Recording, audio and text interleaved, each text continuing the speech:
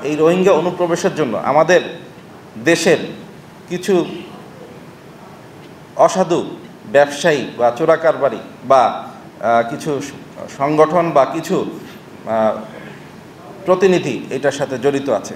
তারা প্রতিনিয়ত অর্থের বিনিময়ে এই রোহিঙ্গাদেরকে মায়ানমার থেকে বাংলাদেশে নিয়ে আসার জন্য তারা সবসময় তৎপর থাকে। আমাদের জাতিকে বিভ্রান্ত করা হচ্ছে মায়ানমার সীমান্ত পরিস্থিতিকে কেন্দ্র করে বা মায়ানমার সীমান্তকে ক্যাপিটালাইজ করে আমাদেরকে জাতিকে বিভ্রান্ত করার জন্য এরকম কিছু ফুটেজ, কিছু ভিডিও অনেক সময় আপলোড হয়ে থাকে এবং যারা এই ভিডিওটা আপলোড করে থাকে তারা নিজেরাও জানেন না এই ভিডিওটা কে কখন কোথায় করেছেন। একজনের কাছ থেকে এই ভিডিওটা সংগ্রহ করেন, সংগ্রহ করে আপলোড করে দেন।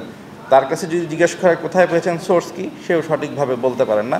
এইগুলি অনেক সময় হয়ে থাকে। কিছু রোহিঙ্গা মায়ানমার থেকে আমাদের দেশে চলে আসতেছে এবং আমরা বিজিবি যথাসাধ্য চেষ্টা করছি এদেরকে প্রতিহত করার জন্য। দেখেন, মায়ানমারে যে সংঘাত চলছে সেই সংঘাতের ফলে অনেক রোহিঙ্গাদের উপরে সেখানে নির্যাতন হচ্ছে। রোহিঙ্গাদের আমরা প্রতিনিয়ত পেপার পত্রিকা জানতে পারি, বিভিন্ন সোশ্যাল মিডিয়ার মাধ্যমে জানতে পারি, বিভিন্ন পত্রপত্রিকার মাধ্যমে জানতে পারি।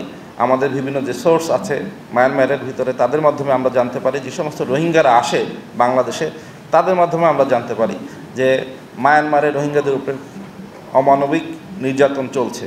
সেই নির্যাতনের পরিপ্রেক্ষিতেই তারা তাদের ভিটামাটি ছেড়ে বাংলাদেশে চলে আসার চেষ্টা করে এবং বর্ডার গার্ড বাংলাদেশের সদস্য হিসাবে আমরা সর্বাত্মক চেষ্টা করি আমাদের দেশে, আমাদের সরকারের যে নীতি আছে সেই নীতি অনুযায়ী আমাদের দেশে যেন কোনো রোহিঙ্গা অনুপ্রবেশ আর না ঘটে সেই বিষয়ে আমরা সোচ্চার আছি এবং আমরা রোহিঙ্গাদেরকে সবসময় প্রতিহত করার চেষ্টা করি। তথাপিও কিছু রোহিঙ্গা ঢুকে যায় অথবা মানবিক কারণেও আমরা অনেক রোহিঙ্গাকে ঢুকতে দিয়ে থাকি।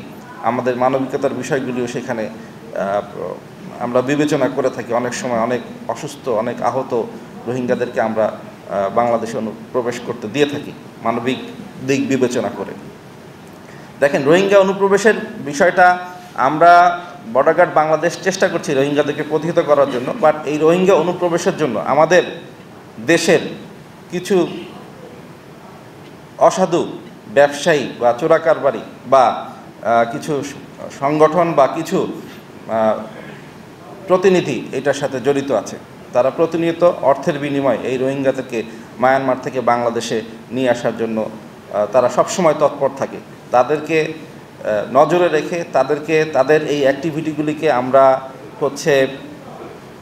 যথাযথভাবে আমাদের গোয়েন্দা নজরদারির মাধ্যমে নিয়ে আসার মাধ্যমে আমরা নাফ নদীতে প্রতিনিয়ত টহল করছি।